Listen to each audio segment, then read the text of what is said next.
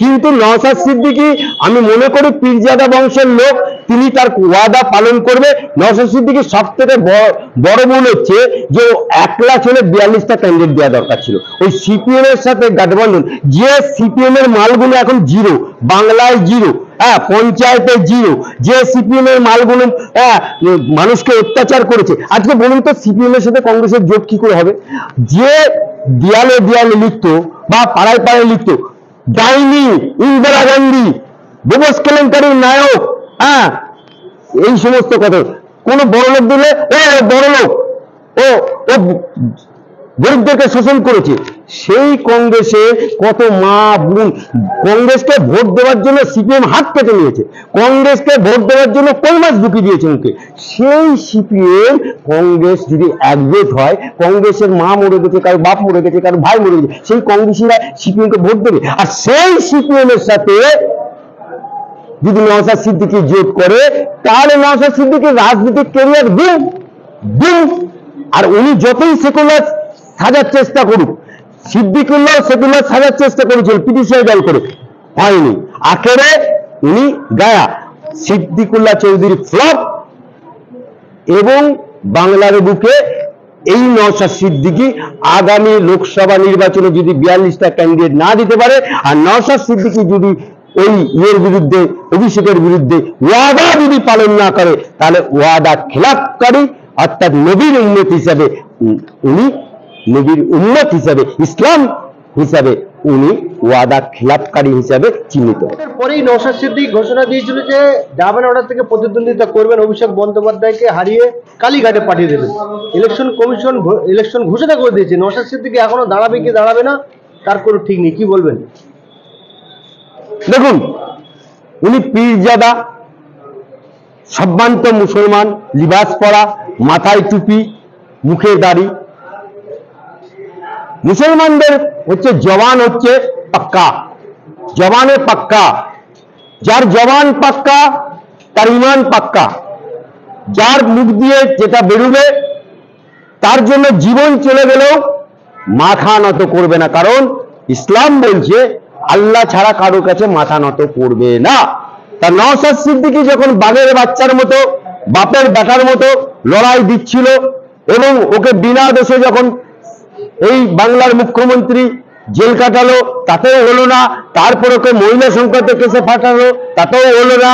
তারপর ওর পীরজাদা ফুরফুরাতে তার 14 জনের নামে নন বেলেবল সেকশনে কেস দিল, তাতেও হলো না। তারপরেও উনি লড়াই দিচ্ছিলেন এবং লড়াই দিচ্ছেন, এবং দিতে গিয়ে উনি মিডিয়ার সামনে, সকলের সামনে ডিক্লেয়ার করলেন যে আমি অভিষেক ব্যানার্জির বিরুদ্ধে দাঁড়াবো, অর্থাৎ ডায়মন্ড হারবারে দাঁড়াবো। উনি একটা ক্যালকুলেশন করেছিলেন যে ওখানে নিয়ার অ্যাবাউট 60% মুসলমান ভোট আছে। আজকে অভিষেক ব্যানার্জিকে জেতায় মুসলমানরা, তাই নওশাদ সিদ্দিকী দাঁড়ালে অনেকে ঘুম হারাম হয়ে যাবে। তাই নওশাদ সিদ্দিকী ওই মুসলমানদের উপর ভরসা করে ওখানে মিটিং মিছিল শুরু করে দিল। নওশাদ সিদ্দিকী ডিক্লেয়ার করে দিল আমি দাঁড়াবো। আজকে মমতা ব্যানার্জিকে বলতে হচ্ছে দুবুলিয়াতে যে একটা মুসলমানের দল, আইএসএফ কে, তাই আইএসএফ কে এই যে মুসলমানের দল মমতা ব্যানার্জি বলছে, জনগণ বলছে, কিন্তু উনি কি করলেন? অতি সেকুলারিজম হতে সাজতে চলে গেছেন।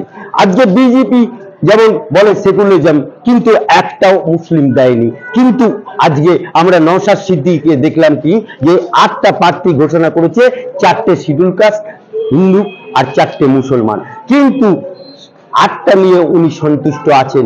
এখনো পর্যন্ত অভিষেকের বিরুদ্ধে উনি ওয়াদা নেভায়নি। তাই আমরা আশা করব ওয়াদা উনি নেভাবেন এবং উনি বাংলার মানুষের কাছে যে প্রতিশ্রুতি দিয়েছে সেই প্রতিশ্রুতি পালন করবে। আর যদি উনি প্রতিশ্রুতি না করেন, তাহলে জানতে হবে বাংলার নবাব সিরাজউদ্দৌলার সাথে মির্জাফর যেমন বেইমানি করেছিল, বাংলার নবাব সিরাজউদ্দৌলা যেমন পরাস্ত হয়েছিল, আমার মনে হয় বাংলার মানুষকে নিয়ে সিদ্দিকুল্লাহ চৌধুরী যেমন বাংলার মানুষকে নিয়ে আন্দোলন করেছিল, পিটিশন দল করেছিল, অবশেষে মাথায় টুপি পরে মুখে দাঁড়িয়ে রেখে মুসলমানদেরকে বামফ্রন্টের বিরুদ্ধে লড়াইয়ের আওয়াজ তুলে দিল।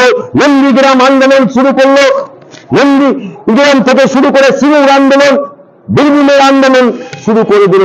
তারপরে সেই সিদ্দিকুল্লাহ চৌধুরী ওই মুসলমানদেরকে লেলিয়ে দিল। তখন হাজার হাজার মুসলমান সিদ্দিকুল্লাহর পেছনে ছুটলো, হাজার হাজার মুসলমান সিদ্দিকুল্লাহ জিন্দাবাদ বললো এবং জনতা জিন্দাবাদ বললো, তিরিশিয়া দল জিন্দাবাদ বললো।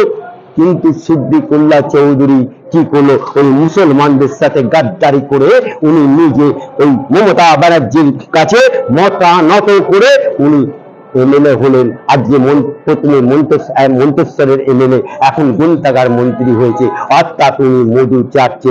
আর আজকে নওশাদ সিদ্দিকী যদি না দাঁড়ায় তাহলে জানতে হবে আন্ডারগ্রাউন্ডে উনি রাজনীতির নামে অনন্ত হয়ে যাবে। রাজনীতির নামে উনি বিজেপির কাছ থেকেও টাকা খেতে এসছে, তৃণমূলের কাছ থেকেও টাকা খাবার জন্য উনি এসছেন। অর্থাৎ উনি তো মাঝে মধ্যে বলেন আমি সমাজ সেবা করতে এসেছি। আমরা দেখবো সমাজ সেবার নামে উনি মুসলমানদেরকে মেলাতে এসছে। আজকে কত মুসলমান ওনার জন্য জেল কেটেছে, 42 দিন উনি একা জেল কাটেনি, ওখানে আয়সা বিবি থেকে আরম্ভ করে অনেক দিদি দাদা জেল কেটেছে। আজকে মুসলমানদেরকে নিয়ে সিপিএমরা ফুটবলের মতো খেলেছে, মমতা ব্যানার্জি খেলছে, নওশাদ সিদ্দিকীও ওই খেলোয়াড়দের মধ্যে একজন বলে পরিগণিত হবে।